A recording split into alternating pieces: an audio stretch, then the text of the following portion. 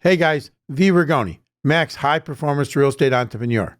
So we're talking about today, we're going to be talking about mindset. We're going to be talking about poor, middle class, rich, and wealthy. And what does that mean to you? Because let me tell you, you're in one of these categories. Chances are you're probably in one of the first two. Now, that's what we're going to be doing. If you like the content, then hit the like button. And let's smash on the subscribe button. Why not? That way, you're going to hear more, and we're going to bring you more. And don't forget to leave a comment, a question, a criticism. I don't care, whatever it is. And if it's interesting enough, well, then we're going to talk about it. So make it interesting. Nothing worse than being freaking dull. So, yes, where do you sit? Where are you? Are you in the poor category? Now I'll even throw one more in there that I didn't talk about. That is poor. Then there's broke. Then there's, well, it could also be considered middle class. And so there's these different categories: rich, wealthy. And where do you really fit? Because if you don't know where you're at, how do you know where you're going to go? It's like you have to understand where you're at. It's like Grant Cardone. He says every day he gets a report. He looks at the statement, how much money he has in the bank every single day. Is he doing that because he's a greedy bastard? No, he's doing that to see where he is at. What can he do next? How can he grow from where he's at? Because he can't spend all his money. It's not about spending. It's about creating. You see, the world is not just about creatives that are on the internet, artists, all those kind of things. Entrepreneurs, they create also. They create jobs, they create opportunities, they create businesses, they create housing, they create all of this. All the things that seem, maybe just too practical. But if you don't think it takes a creative mind to do that, well, then you're really screwed up. Now, let's get back. Let's roll this back. You might say to yourself, well, I have no money. Well, if you have no money and you have no job, one would have to say you've got a poor person's mindset. And what does a poor person just think about all the time? Oh, I got to get that bag. I got to make that money. They just talk about it. They BS about it. And then they go buy a lottery ticket. I'm not kidding you. Or they go to a gaming machine and a slot machine. And then they drop in whatever. They're not even going to Vegas. They're not going to Atlantic City. They're just going down to the corner bar, if it's legal, and they're using the slot machines there, the gaming machines, okay? Or they're buying the lottery ticket. Just when that bag gets up to, $500 million, everybody's buying, and then they're all dreaming about what they're going to buy and how they're going to be able to quit their job if they have a job. And that's that poor mindset. See, poor mindset is just not poor with money. It's poor with the idea that there's no way for you to make it unless it just happens to fall on your head, like a lottery ticket, just fall from the sky. There is no way to even conceive of how you can go from where you're at, what is considered to be poor, have nothing, but it's also have no dreams. It's also have no activity. It's all these things that you don't have no knowledge. See, if you have no dreams, you're not going to get any knowledge. And if you're not going to get any knowledge, you're not going to have any activity, and you're going to stay exactly where you are. And there are millions and tens of millions of people in this country. And there are billions of people like this across the world. Now, I reach out and say, hey, listen to some of this and understand. Now, you could still have a job and be what they call the working poor. I always talk about the fact that, 25 years ago, I walked into a little house that I had that I don't think the people were paying more than about $800 a month for. It was a Saturday afternoon. I walk in there with my son, and we're walking through because we have to do some work on the place. There's like 8 people in the living room, 8 people in the living room watching TV on a Saturday afternoon. And what the hell are they doing? I said, hey, doesn't anybody work around here? And they're like, it don't pay to work on the weekend. Yeah, they were rednecks. I get it. But there's a lot of rich rednecks too. But these were poor mindset. This was people that just didn't understand. They're working poor. Yes, are they making enough money to pay a bill so they can stay 6 people in a 600 square foot building? Yeah. Is that the life you want? Is that the mindset you have? I don't even know if a person with that mindset's even watching this. But if you are, you have to understand you are the problem. You either are your biggest problem or your greatest asset. Just don't be your greatest ass, because that can be too. We all have those moments, right? It's just a little levity here. But the reality is this. You will be what you think about, right? Right? What you're going to learn, the knowledge you're going to gain. So if you're sitting there and you are like, in this situation where you feel like there's no hope, you have to understand it comes from information first. It comes from getting some understanding. Now, yes, it might be dreams first. It might be information first. You got to know something to dream about something. If the only thing you can dream about is how hungry you are, well, that's tough. But there's been a lot of very hungry people in this world that have achieved amazing things. So you have to get over yourself on this basis. You have to say to yourself, I'm done being poor. I'm done with this. And so there's a lot of free information. This just is there. I don't care if you got to use an old Obama phone to watch what we're talking about here, or anybody else. But start to think differently. How do you do that? Well, start following some people that you can learn from. If it's not me, my personality, my way of presenting something, it's not for everybody. Even the tone of my voice is not for everybody. I mean, it's irritated, several people, okay, in my life. But it's just my nature. I can't change the tone of my voice. But if it is the tone of my voice that's bothering you, then follow somebody else that can change your life. If you're going to be that superficial, go for it. I don't care. It's about changing your life. It's not about whether or not you want to listen to me. Because what I'm going to say, I'm going to say. What I'm going to do, I will do. I will live my life the way I want to live it. Are you living your life the way you really want to live it? So I don't care if you're in the projects in Philadelphia, if you're in the projects of Chicago or any other major city, if you're in that current hellhole called San Francisco, all right, where they cleaned it up for the premier of China. It's good to be a Chinese premier. I guess he should come once a month, and then they'll clean the damn city up. Gavin Newsom will clean the damn city up every month, but that's not going to happen. Anyhow, I digress. But I don't care where you're from. It's on you. It's not on your government. It's not on your parents. It's not on your teachers. It's on you. So figure it out. Get a mentor. Start there. Start following some people. You see, you can have a mentor without having ever met them. One of my greatest mentors is Don Pena. Now, Don Pena is a bit crude. He makes me look like a choir boy. I just sent a clip over to my son, which he says, "Hey, grow the hell up." He said something. What was he saying? He said something like, "Get serious, get tough, rip their head off, and shit down their neck." Well, that's the reality of sometimes life, right? Because you're feeling this. People are doing that to you on a lot of levels.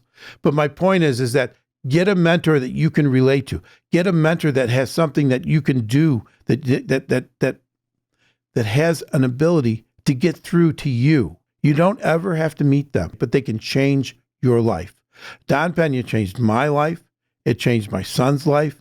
And therefore, it has changed a lot of other people that now deal with us. Because we went from 5 employees 2.5 years ago to close to 200 today. How did that happen? By changing our mindset. Now, was I poor? No, but I still had to change my mindset. Did I understand real estate? Yes, but I still had to change my mindset. Did I understand business and know about business? Yes, but I still had to change my mindset. Were we running a successful financial company? Yes, but I still had to change my mindset. The mindset I had gave us 5 employees.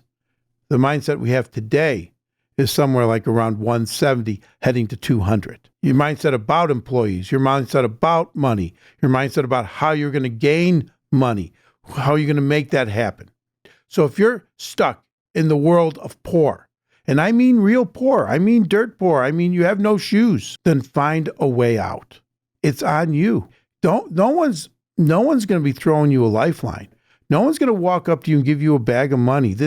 I get it on the internet. They'll walk up to a homeless guy and give him $500 so they can put something on the internet. Well, isn't that bullshit? What did Christ say? Give a person a fish, you feed them for a day. Teach them how to fish.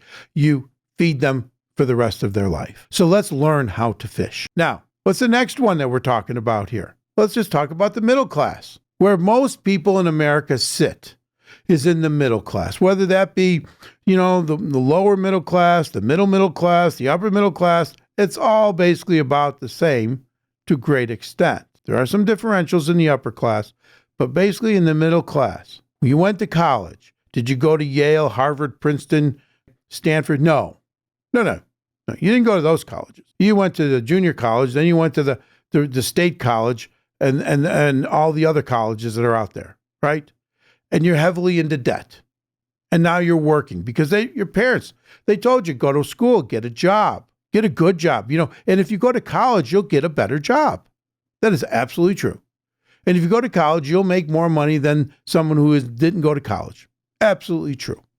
And now you might even have the government paying off some of your debt. Absolutely true. But what does that keep you? Well, let me tell you, for most people in the middle class, you know what that keeps you? Broke. And I don't mean the good kind of broke, which I'll explain in a minute. I'm talking about the bad kind of broke.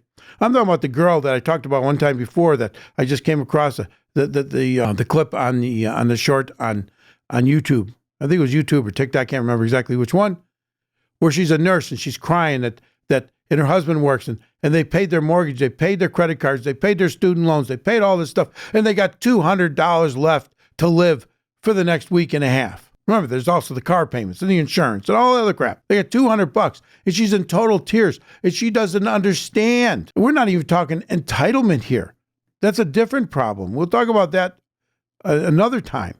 We're talking about someone that's going to work as a nurse, husband's working, making good money, but their mortgage payment's so high. Their car payment is so high. Their credit card bills are so high.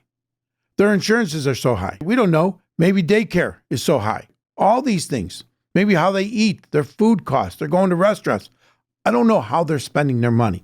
That's not what I'm talking about. I'm talking about the fact that at the end of the day, they're freaking broke. They're broke. Is that what you want? Is that what you've got going on? They might have put a few dollars into their 401k or their 403b. She's a nurse, all right, whatever. Maybe he works for the government. They're putting some money in a 457. They all work just like a 401k. Yeah, they got it all going. They're putting a little bit of money in there, but they're still broke. It doesn't change that reality.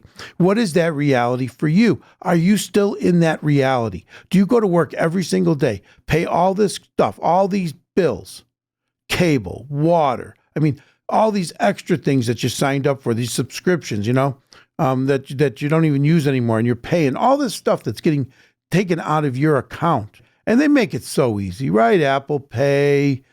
There's 14 different ways to pay shit. It's amazing how many different ways you could pay something.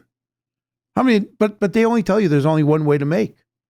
How come there's so many ways to pay, but there's only one way to make? What they tell you to make is an income. I don't want to make a freaking income, because when you pay income, when you get income, that means that you're showing up, you're trading your time for money. See, that's why they don't call it revenue.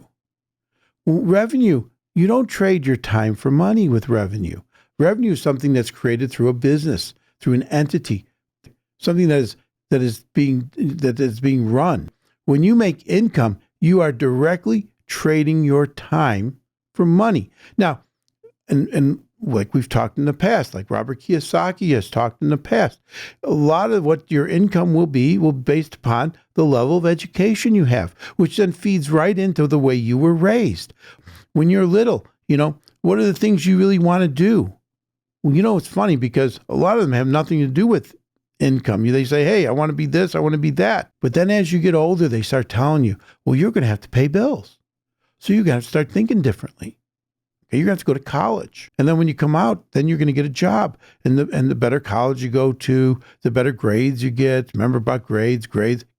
It's funny that the wealthiest people in the world, they got the lousiest freaking grades of anybody else. Why is that? It's ridiculous. But you're told all this. You are taken down the yellow brick road. That's right. And you are dancing and singing all the way down. And then all of a sudden, what comes? You're sitting there. And when the wizard is there, and the wizard is your job, you know, and then you pull the curtain back and you say, how do I make the money enough to get ahead? You don't. The job is not designed for you to get ahead. Income is not designed for you to get ahead. Have you not figured that out yet? It's designed for you to maintain the working life that you have. All right? Now, if you're what is called the working poor, like we talked a little bit before, there's the poor that have no jobs, have no nothing. Then there's the working poor that have a job that just makes them the absolute minimum to keep them off the street. And then there's the middle class. That's where you're at. All right? And they celebrate the fact that you can go out and you could buy a house. Well, congratulations. You got another debt. They're not telling you, go out and buy a duplex, go out and buy a triplex, rent this, hack that room, okay? Live in the basement, rent out the upper stairs. I get it that it might not be according to zoning, but that's what the whole thing about hack is. Most of the hacking that's done around housing has nothing to do with zoning. Because none of it's long-term, but they keep you in the box. They want you to know that if you go get a job, then you're going to be able to go out to dinner once a week, and you're going to be able to watch football, college football, because God forbid, if you go to college and you don't talk about college football, what the hell are you going to do for the rest of your life? I'm telling you, that's what people do. They sit there and they're 60. I got clients, they're 60, 70 years old. All they can talk about is college football. Are you kidding me? They haven't made a dime off of college football. They just sit there and it's ridiculous. Now, some people make good money in their jobs. There's the middle class. I know the average person in this country is making about $50,000 a year. So, I don't know that college is really working out that well for the average person. But let's say they get up to, 60, 70, 80, 100. And their spouse is making 60, 70. Let's say you get to that golden number of 200 grand. Now you're what? Well, now you're thinking you're rich. The world thinks you're rich at 200 combined income. Oh yeah, he's rich. What do they like to do, the rich? They like to charge you more taxes. See, that's the whole part about this whole income thing also. I've talked about this. Is that a W-2 worker, okay, or a basic 1099 self-employed single operator business, you guys pay all the taxes. They slam the income taxes on you. And we're not talking about all the other ancillary taxes, right? That add up to a whole lot of money, which is your gas tax and your water tax and your phone tax, your phone bill tax and your cable tax. Oh my God, it's freaking insane. I'm just talking income tax. And you get no tax breaks. Oh yeah, they give you the $12,000. I think it's a $12,000 write-off everybody gets. That's great. And if you got some kids, you might get a tax credit for $1,000 or $2,000, whatever the number is. But you are paying the vast majority of all the taxes in this country. Why? Because you got a job and you go to work and you trade your time for money. But the question is, do you have any motivation beyond that? Can you muster some of that up? And I get it. It's not easy. Let me just give you an example. Everybody likes to try to lose weight from time to time, right? And you think about it. You say, oh yeah, I'm going to start losing weight. And then before, what happens? Even if you go join a gym, what happens? You work out for a week or whatever. Boom, you go down the drain, right? You change your diet until the next time a nice plate of pasta is put in your face. And then you eat that and you say, well, tomorrow I'll start all over again. Well, that's how basically, you think I'm any different in a lot of ways with anybody else? I've never been overly motivated to lose weight. I'm like the average American male in this country. They say you gain a pound a year. After about 28 years old, 29 years old, it's like a pound a year. Oh yeah. And then all of a sudden you wake up one day and you're the biggest you've ever been, but you eat exactly the same as you did. Well, again, metabolism, you're getting older, things don't work the same. You don't burn it as fast. You don't move as much. You think it's all the same, but it's not. You're sitting there, and this is what happens. So you think, I'm going to make this change. Then you go to try to make the change, and then nothing happens for a week, whatever. But then get the news, like I got, that said, hey, buddy, after I went to the doctor, you got 1 foot into diabetes. You got 1 foot through the door. You better figure that shit out because diabetes doesn't run in my family. If I got diabetes, then I end up just like I've talked about every restaurant we've ever bought, the guy had diabetes. Well, here it is. Because why? Because the food is already there. The pasta's there. The pizza's there. Well, wait, and then all of a sudden it's like, whoa. And I had my moment yesterday. And I know I'm going down the rabbit hole. Well, hey, stick with me for a minute. My sister made me a bag of cookies, homemade cookies, right? I'm sitting there in the cabinet. So it's like about 9 o'clock. And I'm like, man, I think I could use a cookie. Hey, can I say? So I go get the cookie. I put it on the table. I look at it. I'm like, no, can't do this shit. Put the cookie back in the bag, right? Throw the baggie out full of cookies. Why? Because now my motivation is at a different level. My motivation is not just that I want to lose some weight, that I want to look better, that I want to feel a little better. My motivation is I don't want freaking diabetes. That's a much bigger level of motivation. You see, that's why the middle class has such a hard time breaking out of where you're at. The same situation I had relative to just wanting to lose weight versus I'm going to fucking die of diabetes one day. Because most people who end up with diabetes, they end up dying from some complication of freaking diabetes. And I said, no. I don't know that I've ever said no before in such a way. I'm saying to you, you got to say no to being a middle class person. If you really want out, you've got to say no. You've got to understand your life is going to be forever trading time for money. If you want that and you don't care, lay it back, watch the TV, no problem. Gain the weight, just like I did. But if you want something different for you, for your dreams, for what you want to happen in your life, for your kids, for your legacy, for your children's children, then you got to do something different. You got to get your ass off the sofa and you got to put it in gear and you got to start learning some new stuff and then you got to start taking some activity. It gets real simple, real fast. You got to, there's this new thing about women who hit the wall. They're talking about women who hit the wall at 32, 33, 34, 35. Where no longer are they as youthful as they were when they were 20, 21, and so as desirable. There's a whole thing on it, right? Well, let me tell you, buddy, you got to bust through your wall. Your wall is just the fact that, yeah, you got a job and you're going to get a paycheck and you'll be able to go out to the bar and you'll be able to watch TV. And once a year you can go on vacation. Maybe you can do a 3-day here and there. You want to break through that wall? You got to start thinking differently. You got to start doing differently. And you got to start doing it now.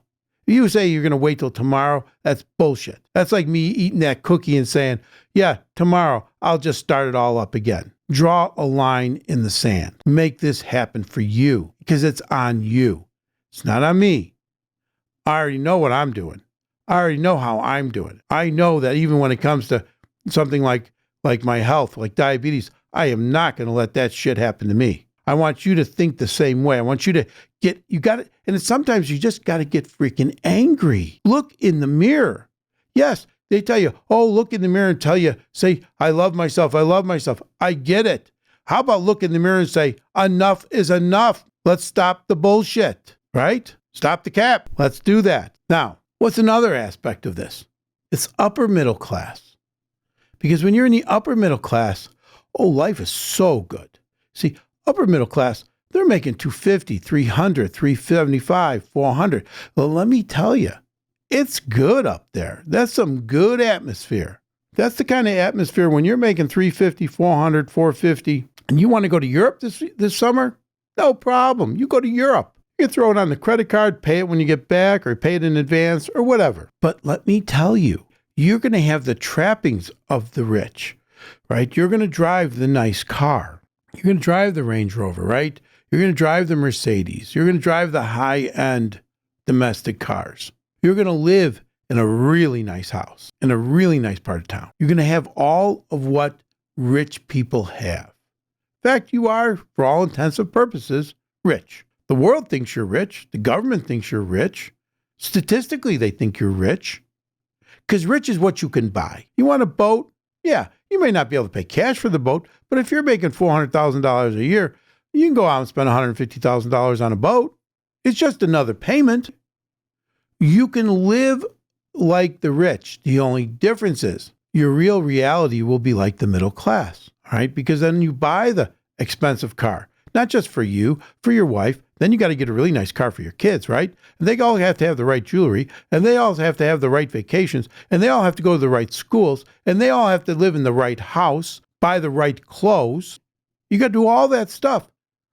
I will tell you, within a very small margin, you'll be just as broke as the person in the middle class. Yes, you'll be just as broke. Yeah, will you be putting a few dollars more away in your 401k? Hopefully, but not necessarily on a percentage basis. On a percentage basis, you will, but not on a real dollar amount.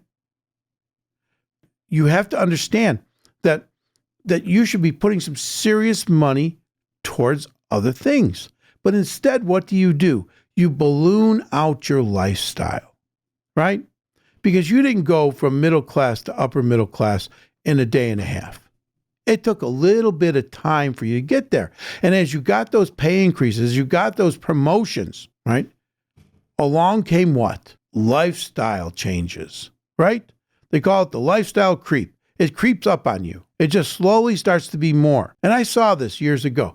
You know, I remember back in the day, they used to send you these catalogs in the mail. My wife would get these catalogs, and it was, different companies would send them out. And, you'd open them up. There'd be clothes in there. She'd be looking at blouses and stuff that were like $75, $80, just normal stuff. Then I went next door to a financial guy. There was a guy who had a financial practice next to my real estate office.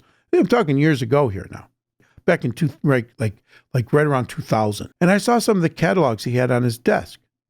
I opened them up, and it's clothes. Women's blouses, women's this, that.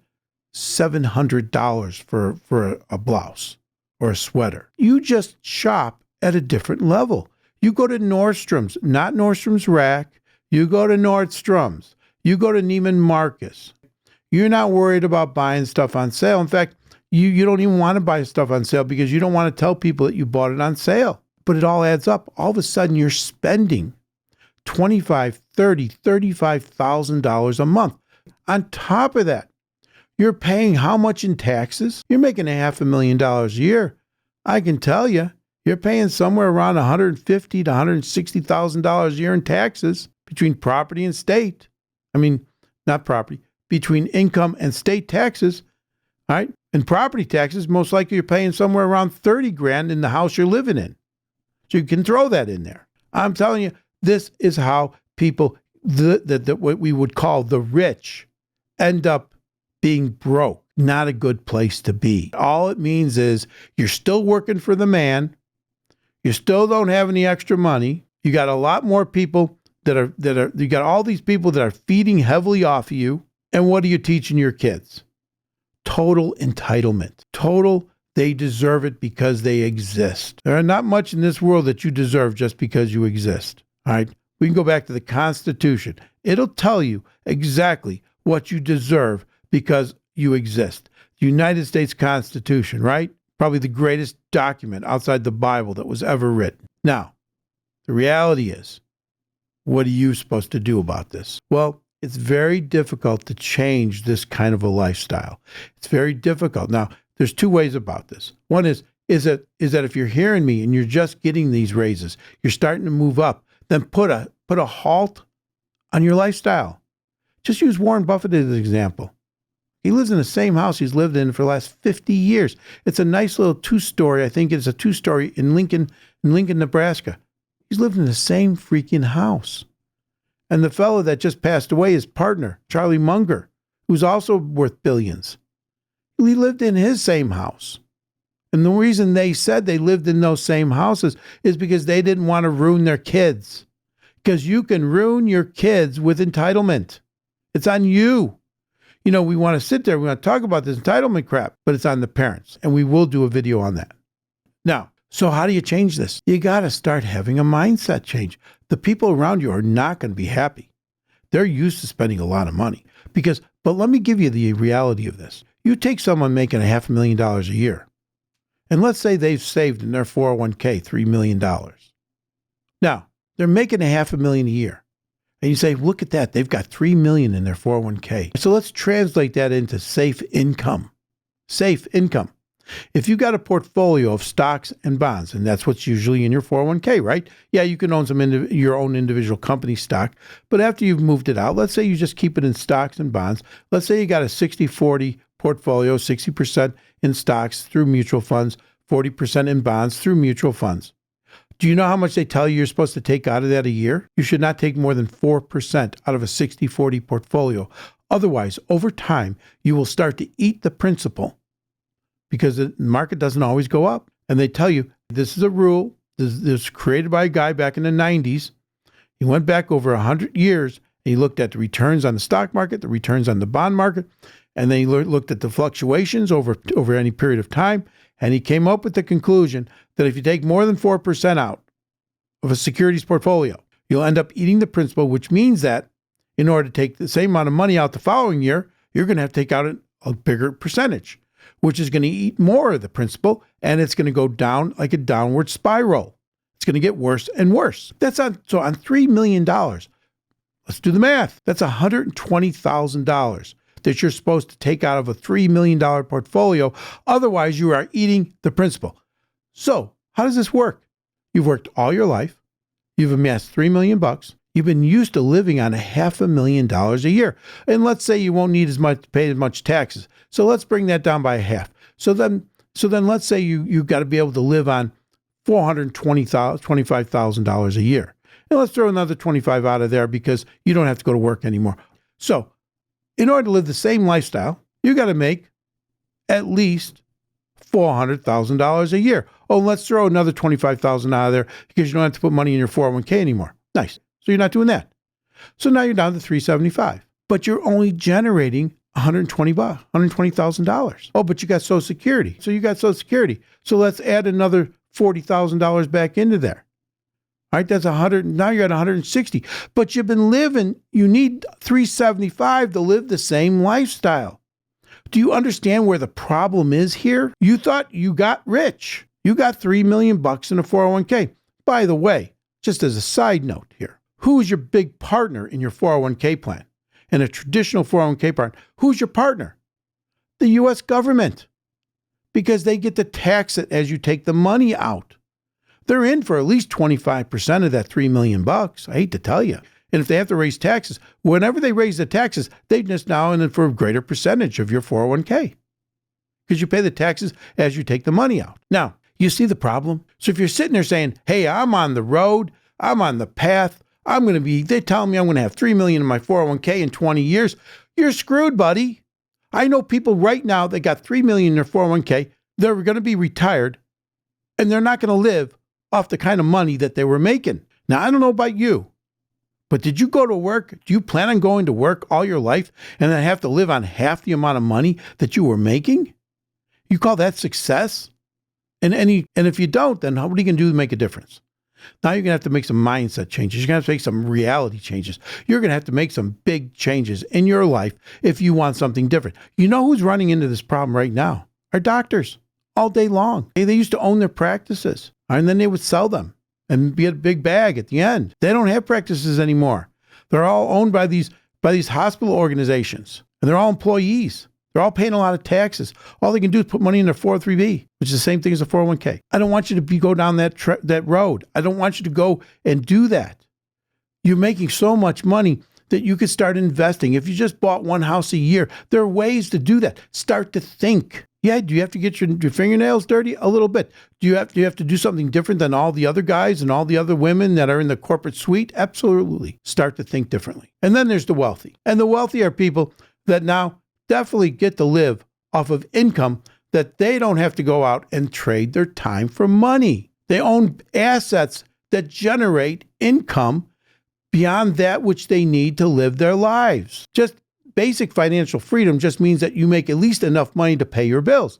Becoming wealthy means you make more than enough to pay all your bills, live the lifestyle you choose to live, and then you're generating even more money to invest in more assets that generate more money to create more assets. That's how the wealthy. Now, can the wealthy be broke from time to time? Absolutely. But you see, being broke from a wealthy standpoint is different than being broke from a poverty standpoint. When you're broke from a wealthy standpoint, right?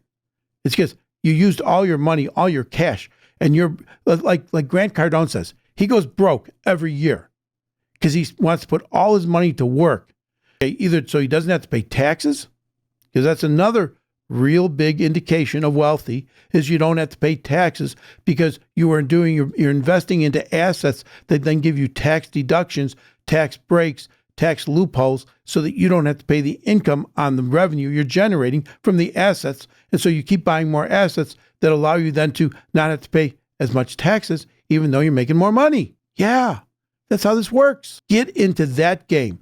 Now, anybody can get up there. The ladder's steep. You got to climb, but there's nobody pushing you down. You're the person pushing you down.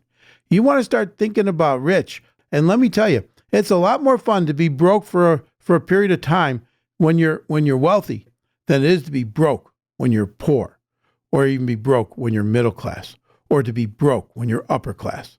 When you're broke when you're wealthy, it just means you spent all your money to buy another asset that's going to start to generate you more income next month, next week, 5 months from now.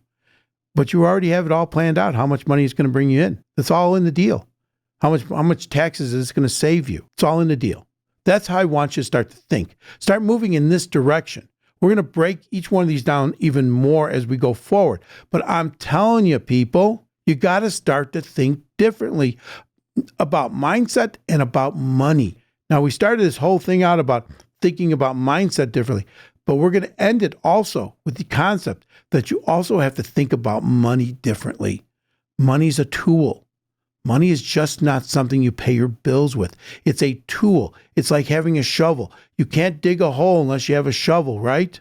You can do it with your hands. It can be a lot harder. Well, that's how people are dealing with money. It's like they're trying to dig a hole with their fingertips. You start thinking about money as a tool, and it's like putting a shovel in your hand, and now you get to dig the hole a whole lot easier. I'll talk to you soon. Let's get out there. Let's make it happen. V. Rigoni, Max, High Performance Real Estate Entrepreneur. Now, hell, you had to have liked this content, so smash the like button, subscribe to the channel, and we'll talk to you soon.